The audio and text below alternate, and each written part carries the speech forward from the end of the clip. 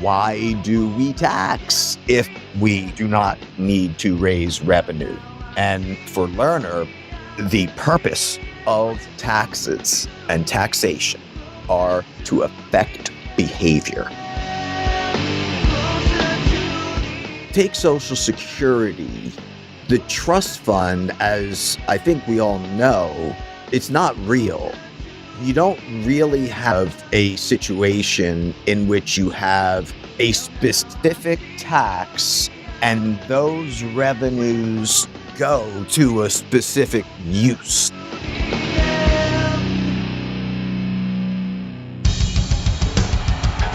I refer often to Martin Luther King in the context of the civil rights movement. He said, "I have no time for the tranquilizing drug of gradualism and incrementalism." MMT! Taking money from our children and borrowing from China. People are dying. Is the program so critical it's worth borrowing money from China to pay for it? And if not, I'll get rid of it. Stop lying!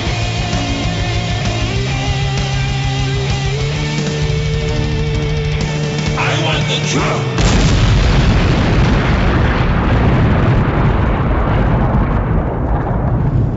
Now let's see if we can avoid the apocalypse altogether.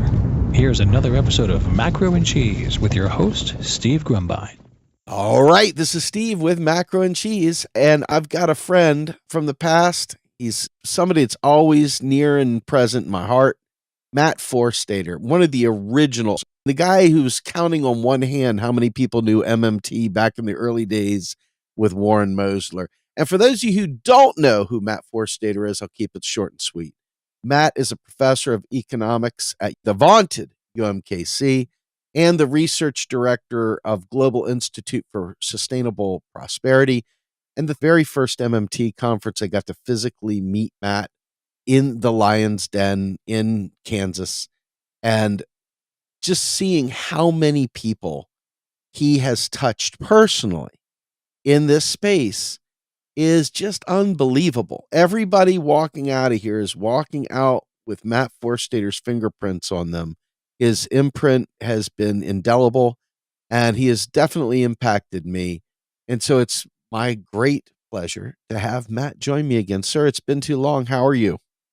Great, Stephen. Thank you so much. And thanks for that great introduction.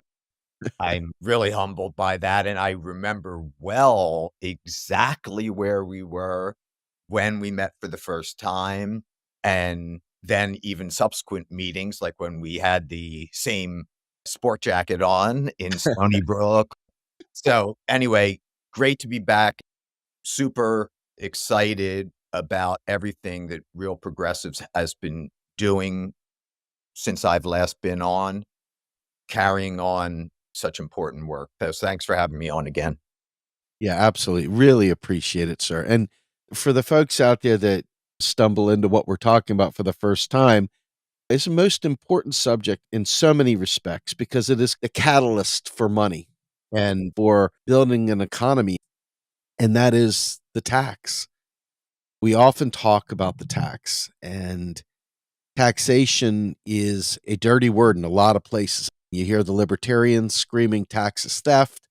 You hear other people saying, I'm not worried about paying a little bit more in taxes so everybody can have health care.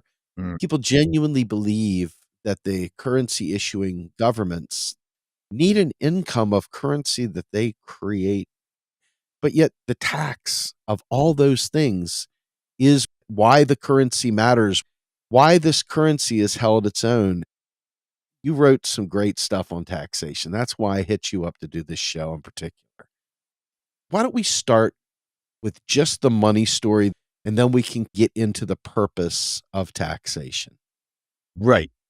So way back when I first met Warren Mosler, and I asked around because I wanted to see, does anybody know who he is? Is he crazy? He's an axe murderer? Or how do he make his money? Is it legal? So I asked Paul Davidson, who was one of the premier American post-Keynesian authors and so on. And he said he's perfectly fine, legit, very wealthy. The only thing is he is obsessed with the idea that federal taxes create the demand that drives the currency and gives it value. And when he first asked me about the idea of taxes driving money, because I had been an African American studies major at Temple as an undergrad, I just went right to my bookshelf and picked 3 books off the shelf. Walter Rodney's How Europe Underdeveloped Africa, Claude Ake, Political Economy of Africa, and Samir Amin, Unequal Development. And to see these appear in the bibliographies of Charles Goodhart in his paper on the 2 concepts of money, and then, of course, in Ray's work and so on.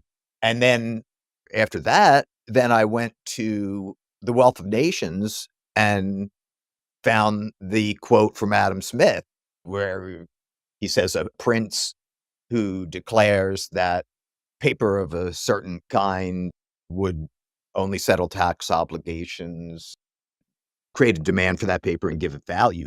Adam Smith. And then we were off to the races. And I have the one paper on taxation in Africa under colonialism and how that was used by the colonial governments. It was so pervasive. And of course, it was not just Africa, it was everywhere. The Roman Empire, every area of the world. But then I also had another paper which was called Tax Driven Money, Additional Insights from the History of Economic Thought, et cetera, et cetera, et cetera. And what we had found is that many more economists and others in history had understood this idea. Even neoclassicals, I quote, the key was that in virtually every case, what they were arguing is that under certain institutional arrangements, this is how money can operate. Sometimes they referred to it as something like managed money. Of course, it was almost exclusively, but not exclusively, in terms of what they would call fiat money, intrinsically worthless money that's not on a fixed exchange rate. And then also my work on Abel Lerner and functional finance really helped me to clarify a number of different things. And let me just briefly state a couple of them. So the first one, which you referred to a little bit, is that the word tax is a little bit misleading in that any debt obligation, fines, fees, tax, and also state money or the state theory of money or money as a creature of a state is also a little misleading, because any central political authority, usually in modern terms, it is the state, but now we know that many, many complementary currencies, local currencies, are tax driven, and the ones with the most staying power have been tax driven. And I discovered an entire parallel literature on what they refer to as tax anticipation script. And script was just another term for paper money and tax anticipation. So basically, local currencies and complementary currencies are not a new thing. Anytime when people don't have enough money in history, they will eventually make their own. And this happened in the Great Depression, for example, all over the Midwest. Many, many of these examples of complementary currencies, local currencies, and the ones that were successful were accepted in payment of taxes. So then the other thing are just some of the kind of fundamentals of modern monetary theory and functional finance. And these are all things Abba Lerner had argued in the 1930s. He was a professor at the University of Kansas City, which was UMKC's name back then. And he also was later a professor at the New School for Social Research as well, which also has a history and connection with modern money theory and so on. So Abba Lerner, he understood back then that under a modern money system, federal taxes should never be used to raise revenue. So then a lot of times the next question is, well, why do we tax if we do not need to raise revenue? And for Lerner, the purpose of taxes and taxation are to affect behavior. And the first specific behavior that the tax is intended to affect is creating a tax and requiring that that tax be paid in the nation's currency, creates a demand for those otherwise worthless bits of paper and gives them value. So that's the number one. But it's not the only. So tax bads, not goods. An old saying that we want to tax behaviors we want to discourage, and don't tax or tax less behaviors we want to encourage. We tend to do the opposite. So we shouldn't be taxing employment, income, innovation, things like that, because those are things that we want to encourage, generally speaking. And then we should be taxing or taxing more pollution, fossil fuels, things that we want to discourage. Sin taxes. And now, one of the things that is very important is that in economic policy, you almost never just have one single policy in isolation, but like a package because of anticipated unintended consequences. Unintended consequences, by their nature, they're unintended. However, we are aware that there are side effects of policies. For example, you can increase spending, but you don't want to increase it so much that you cause inflation or these kinds of things. So it always will be a kind of package of policies because some of these sin taxes are regressive.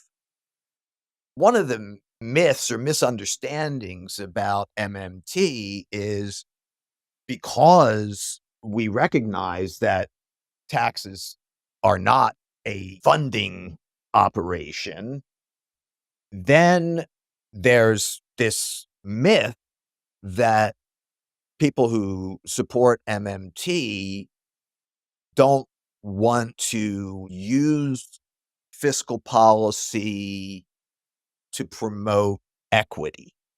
So, of course, taxes are redistribution. You may think that's great. You may think it's terrible, but that is what it is. So we can use taxes to promote equity. It's not only an ethical concern, it is also an economic concern and a political concern, social concern, and so on. Things have gotten way out of hand. So taxation is also intended to promote equity and to affect distribution and allocation, resource allocation. Can I ask you a question? And this is one that I still struggle with. Every time I hear someone say that we're using taxation to stave off inflation, because it's always said in a more generic sense, it gives credence to the concept of Milton Friedman's quantity theory of money. But in reality, we're staving off buying power in general. I'm trying to basically understand, because if I raise taxes on every single person at the bottom, they're going to have a hard time buying stuff. They're going to have to make different decisions. So I can see where people having less disposable income creates a scenario where the 4Ps of marketing kick in and somebody's price model has to meet the existing incomes of the potential consumers. But that said, frequently when I hear of inflation being controlled by this, I guess my question to you is, what caused inflation to begin with? And how does taxation satisfy that? And what is that relationship? This is a very core issue for me. Frequently I hear people talking about trying to handle this on the front end before it becomes a problem rather than trying to claw it back later. What is your thoughts on that? Help me get my head wrapped around that. Okay, so this is really important because, as you imply there are different causes of inflation. So if you had inflation due to excess aggregate demand, then taxes are one way, and you have the automatic stabilizers, and those will kick in. And that's an extremely important part of the whole system, is the automatic stabilization aspect. Because if you have to wait for legislation, it takes too long. Now, traditionally, economists who look at these issues, they would argue that taxes can be used to decrease consumption, whereas interest rates can be used to decrease investment. So monetary versus fiscal policy. This is how traditionally somebody like Richard Musgrave, who's like the father of modern public finance looks at these issues. So the most important inflationary episodes that have been experienced since World War II ended are not due to excess aggregate demand, but rather due to rising costs of some type that then are the root of the problem. And sometimes these would be costs that are pervasive, like energy, for example, which is an input into everything. So in the 70s, certainly you had that experience.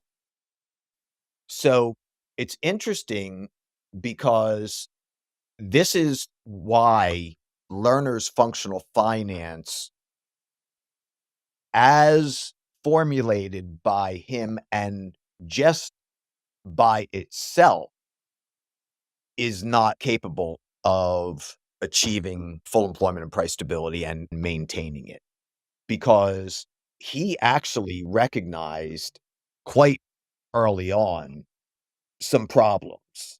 So in his earliest versions of functional finance, inflation was seen as the result of excess aggregate demand, and taxation was seen as a cure. But as it became apparent that there were other sources of inflation, such a simplistic approach to demand side inflation would not be sufficient for managing the value of the currency. So Lerner himself then got sidetracked into various income policies, market anti-inflation plans, wage price controls, and so on.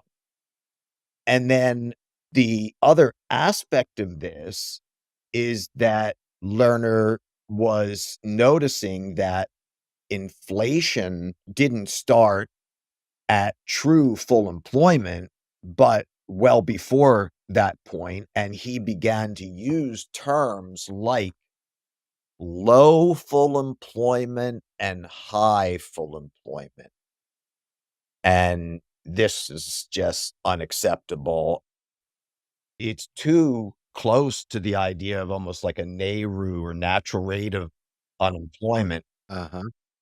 So that's why the job guarantee, which was the piece that Lerner didn't have, he talked about public employment, but he did not have the way the job guarantee works with the budgetary and monetary parts of modern money theory. Lerner and all economists, they're complicated people. For me, if someone later in their life says something you disagree with, but earlier on they made a contribution that was important, I don't think that the fact that they later said something you disagree with, the functional finance that Lerner formulated in the 1930s and 40s and 50s really is book The Economics of Employment.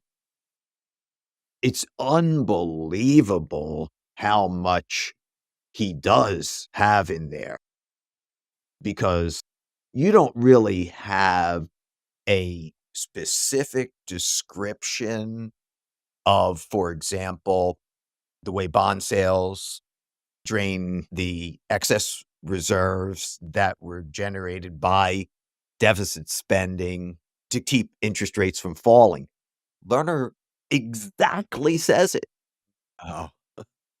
He had such a intuitive understanding. He's a really brilliant mind. Anyway, the thing is, I just had a student who wrote a dissertation using functional finance as the framework for analyzing a country with a fixed exchange rate. And the argument is that functional finance doesn't only assist us in understanding modern monetary systems, it helps us understand all monetary systems, because we can understand, I understand the gold standard so much better now because I understand flexible exchange rate so much better. And the historical evidence in support, whether you go back to the cowrie shells, even, for example, one of the fascinating things is that coins that were underweight would retain their full value if they were accepted at full value in payment of taxes. And even way back, they used to make a distinction between those who feel that all monetary systems were chartalist in a sense. I think Randy Ray would, make this argument. And then you had others who argued that in an earlier era, this chartalism doesn't apply, and then it applies in a modern money system. So it only is useful for understanding one specific type of system. But I see it as how we understand all of the systems, because sometimes you understand something by what it is, but sometimes you understand something by what it is not.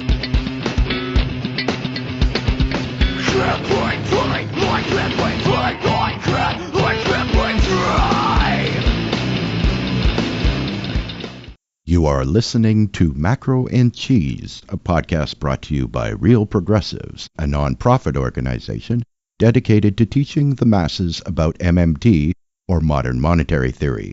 Please help our efforts and become a monthly donor at PayPal or Patreon. Like and follow our pages on Facebook and YouTube, and follow us on TikTok, Twitter, Twitch, Rockfin, and Instagram.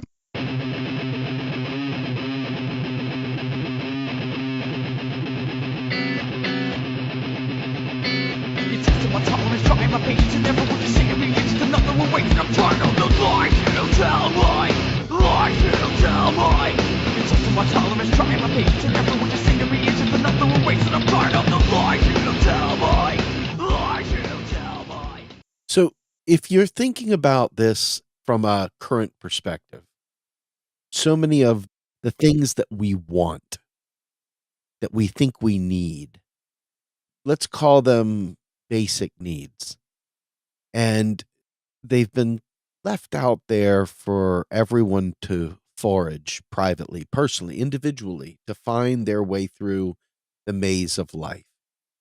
And the narrative is that we're going to leverage taxes to pay for these things. Because, after all, the government doesn't have any money and it needs your tax dollars to be able to fund these operations.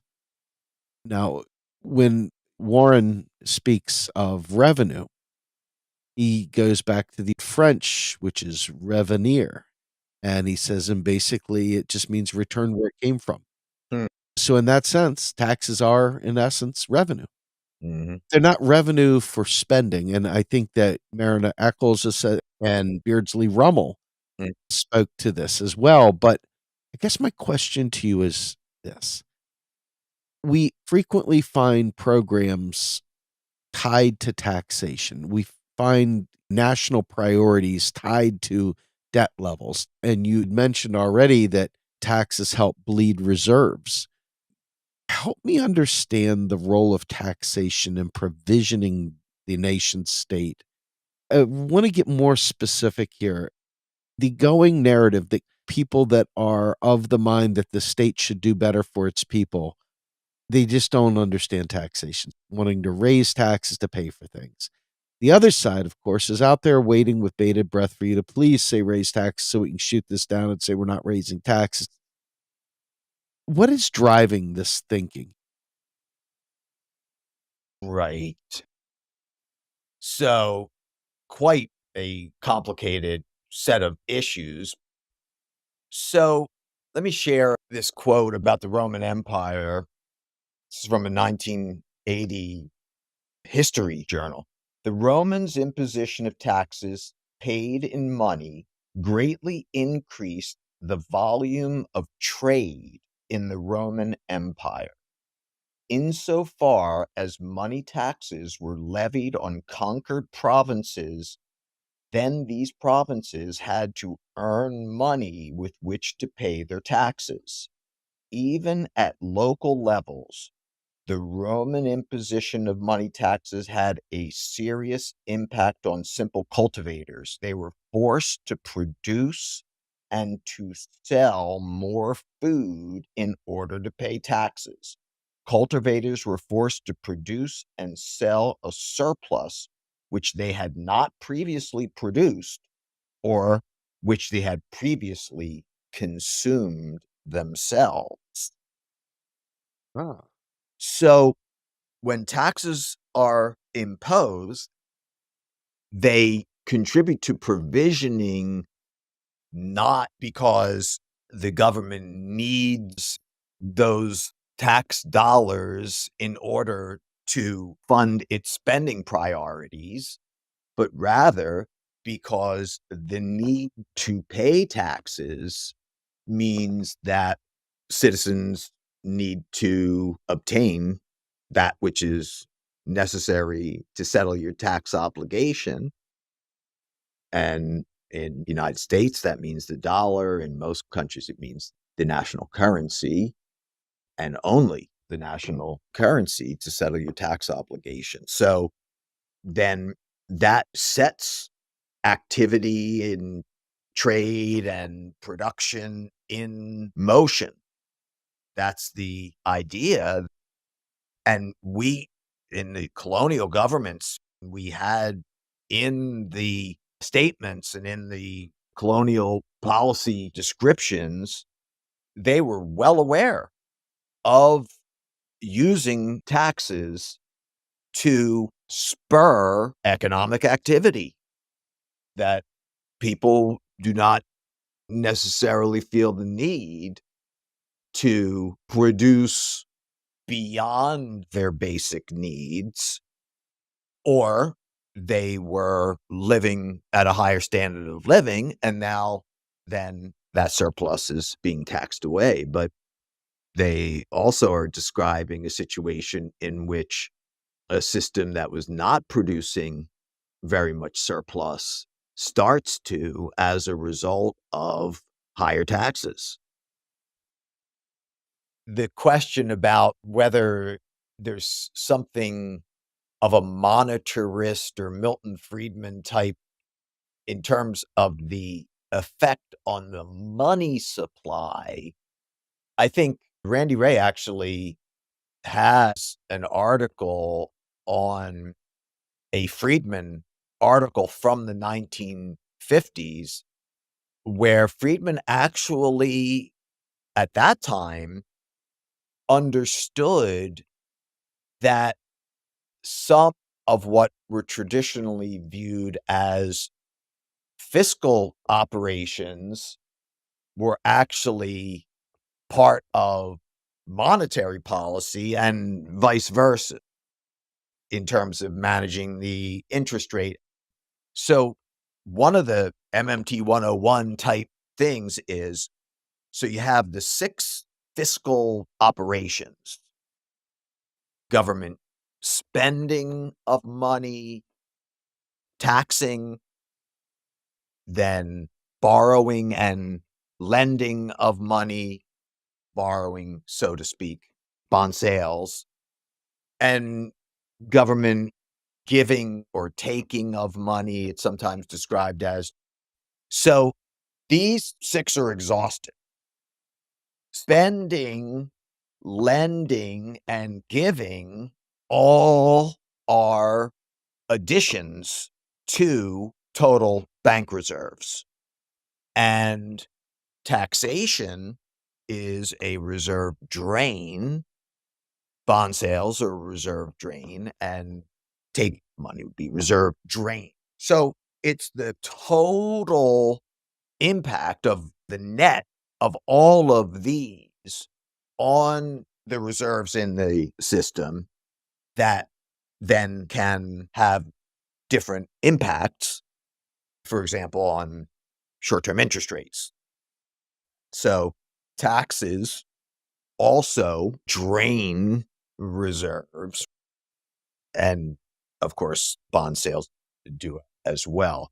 It appears like bond sales are a funding operation because people look at the total amount of government spending, then the total amount of government taxing, and then the difference in bond sales, and they say, oh, well, they had to sell those bonds to finance government spending not financed by taxes.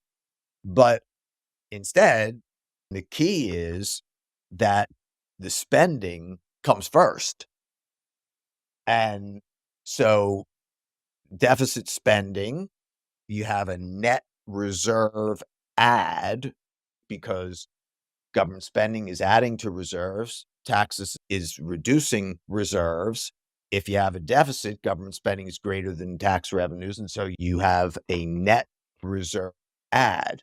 If nothing else is done, then those excess reserves sloshing around in the system are going to cause interest rates to fall. So to stop them from falling, we sell bonds to drain those excess reserves, which happen to be the amount of the difference between government spending and taxes. So it looks like, oh, that's how we're funding spending that's not funded by taxes.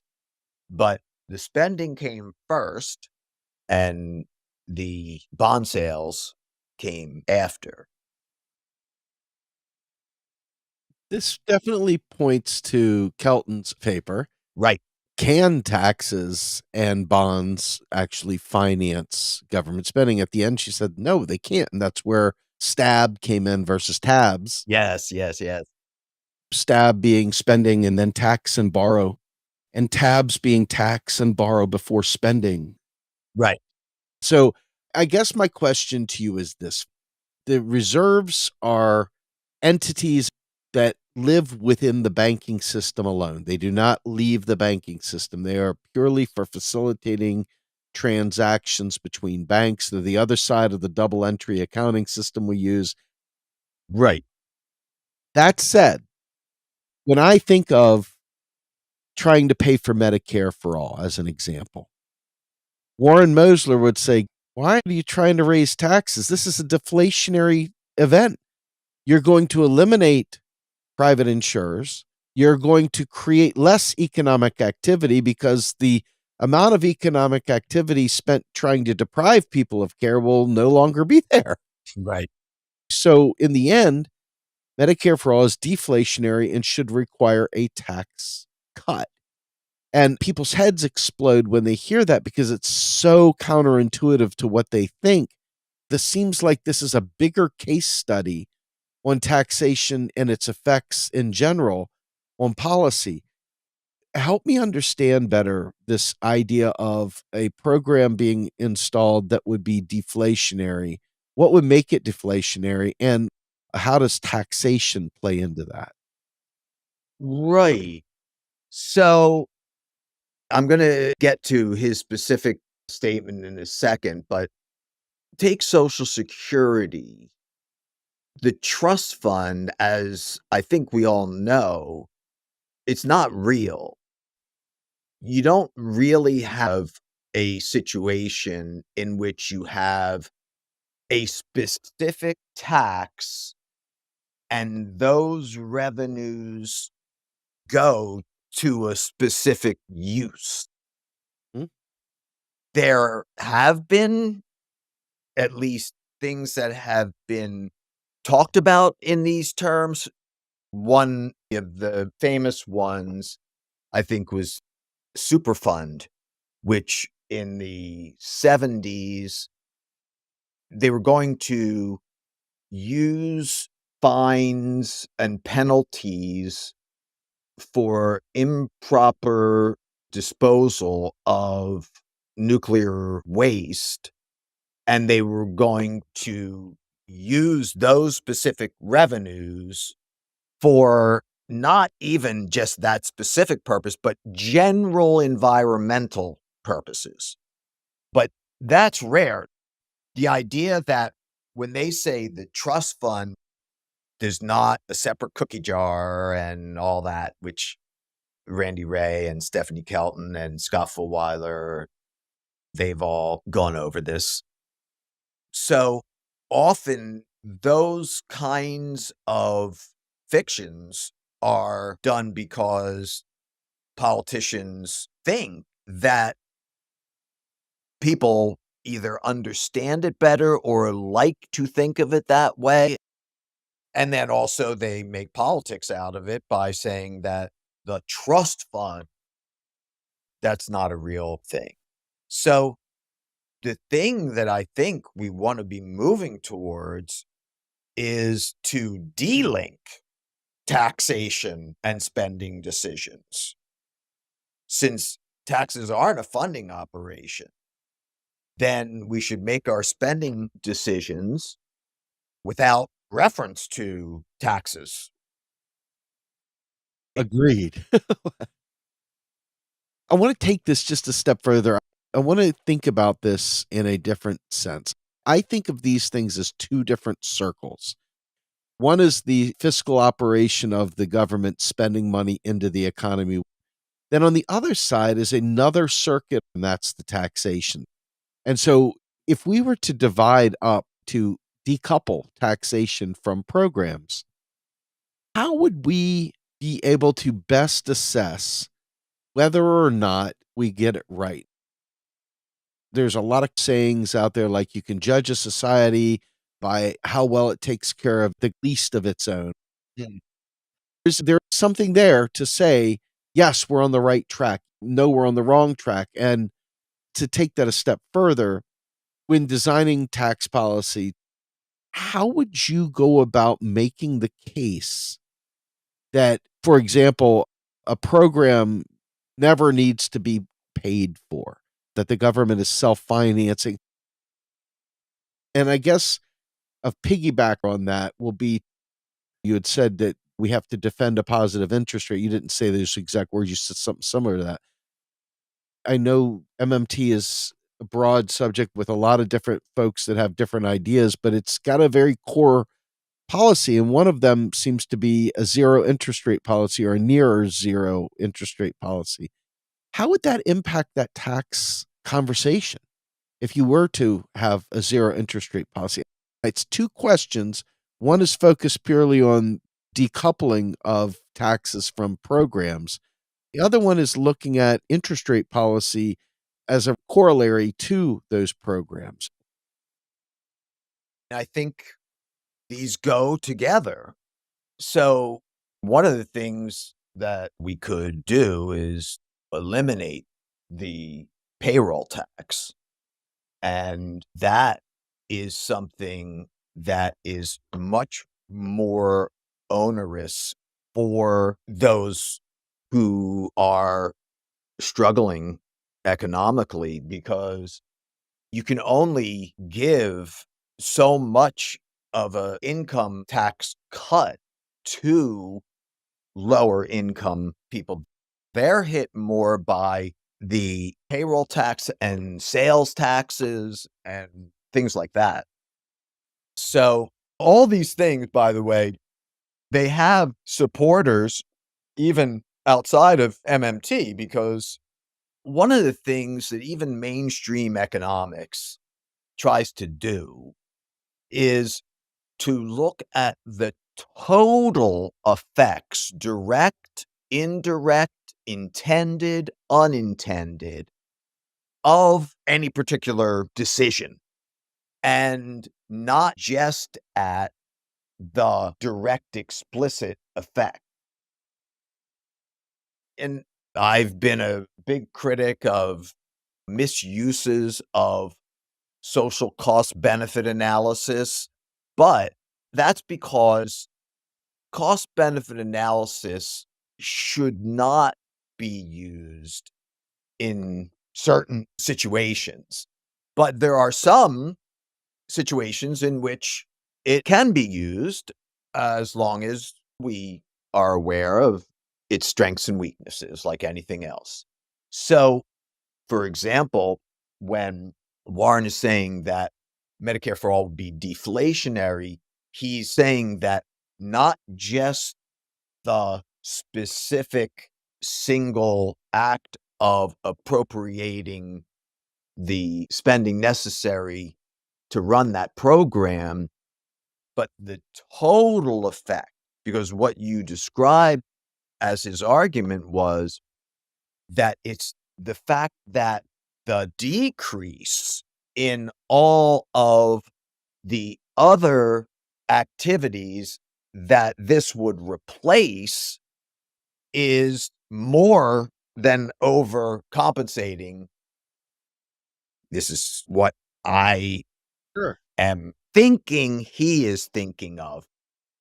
But that main point that we want to look at the total impact of any decision. They decide to put a certain business located in a certain part of town, and it's near residential neighborhoods. And they're saying, well, it's going to bring jobs and it's going to bring this. But you also have to look at it is also going to be pollution, and it could affect children who have problems with asthma. So we have to look at all of the effects of any decision and not only the direct, explicit impacts, but the ripple effects and the unintended consequences and so on. One of the things that he does bring up in this, and I know these are not your words, but I'm trying my best to craft what he said because it's so important. It's stuck with me for a long time. What it's come down to is the idea that if we're not at full employment, the deficit isn't big enough, but you're going to be losing jobs. The jobs that come from those insurance companies, you will end up having more unemployment there. There will be people leaving the workforce. And I'm assuming a part of his concept here is the net effect of unemployment. And when you have unemployment, you want to spend more, not less. What are your thoughts on that? Well, that would be possibly part of it. The necessary structural transformations required to face the climate crisis and shift to a sustainable path for our children's children, or even our children. This is going to be extremely disruptive in the sense you're describing, because some firms, occupations, industries are going to go down, and then others are going to need to emerge, and certain skills and knowledge and so on will become obsolete. And so the transition from the status quo to a path that is economically and environmentally sustainable. This is why the job guarantee is absolutely necessary, as well as other forms of assistance. But one of the things about the job guarantee is that a lot more people are not only talking about the quantity, but the quality of jobs, not bullshit jobs, Yeah. not low paying, but also people want to be contributing and doing something of value and learning, and the way that the workplace is far, far from that. The quality and the culture of the work environment, these are increasingly going to need to be addressed. And the job guarantee can address these, because the job guarantee job can be like a benchmark job. And then if private sector wants to attract workers, it's going to have to not just match a wage or offer a little bit higher wage, but other aspects of a job. So that is a way of pressuring the private sector to do better without specific requirement. So, not everybody's cup of tea, but I think these things work in tandem. And economic policy always has to be in the stage of devising policies. You can't be thinking about politics. We come up with ideas, and then, of course, we have some kind of general sense of whether something is just completely impossible or not. But I had been writing on basically a Green New Deal, but not that terminology, back in the late 90s, early 2000s. And we went to Italy. It was Stephanie Kelton, Randy Ray, myself, Pavlina, Tcherneva, I believe. And I gave a paper on jobs in the environment and functional finance and ecological tax reform. And they thought it was hilarious because they were like, this is so utopian and you're a dreamer. And not that I ever considered that to be an insult, but it was just like, oh, this naive. And then I am watching the kids in front of Pelosi's office holding up signs saying green jobs for all. And AOC holding up the MMT book and making a green job guarantee a cornerstone, essential part of a Green New Deal. So one day's utopian, naive vision is another day's reality. Sumner Rosen, who was one of the founders of the National Jobs for All Coalition and a mentor to me in the early days, he used to always say, you have to have your sails at the ready because you never know which way the wind will blow. And if we said, oh, politics are so corrupt and everything that nothing will ever get done, therefore it's a waste of time to work on anything, and then an opportunity arises and I get a phone call and ask me for an idea, and I say, oh, I didn't think there would ever be a possibility, so I didn't work on anything. No. We gotta have our plans ready to go. Yes. So we can't be worried about all that garbage. And I'm so inspired by young people these days. Our local Sunrise and other community groups working for decarceration and a lot of environmental and also housing against evictions and against the big energy company here turning off people's energy in the wintertime and all these kinds of things. We got young people who are really leading the way. So we got to help to have economic common sense be part of their training. It just opens up such a world of possibilities. Once you realize that if we can manage the system reasonably, that we could have sustainable prosperity, and that's no small thing. Matt, I really appreciate you taking the time to walk through this, and I feel much smarter. I don't know.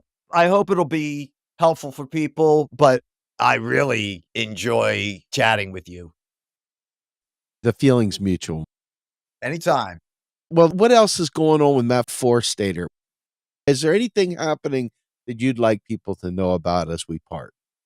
Well, okay. So Mike Murray, who I've done a few edited books on the job guarantee. We have the Global Institute for Sustainable Prosperity publication series. So he and I are writing an intro macro textbook, and it's called Not Just Another Principles of Macroeconomics. It will have MMT and other heterodox stuff in it, but it also will cover what any principles of macro normally covers. And then, well, we have the premiere of the movie about Stephanie Kelton and MMT. It's supposed to be premiering in the fall, and I'm in it for sure.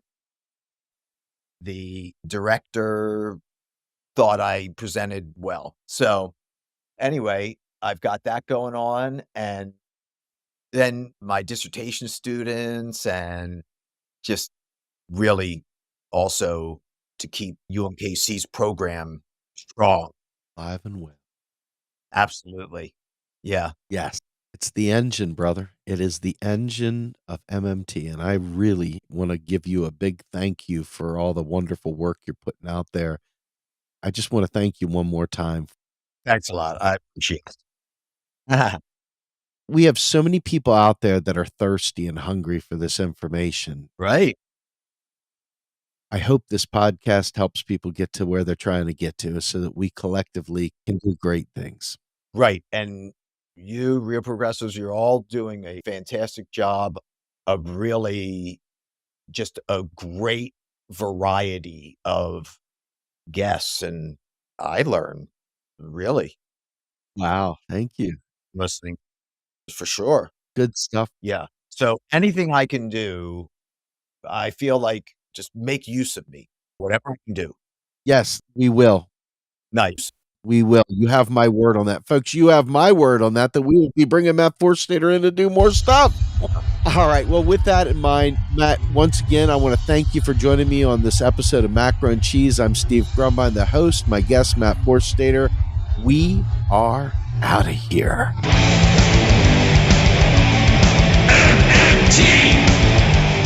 Macro and Cheese is produced by Andy Kennedy. Descriptive writing by Virginia Cox and promotional artwork by Andy Kennedy. Macro and Cheese is publicly funded by our Real Progressive Patreon account. If you would like to donate to Macro and Cheese, please visit patreon.com/realprogressives. I want the truth.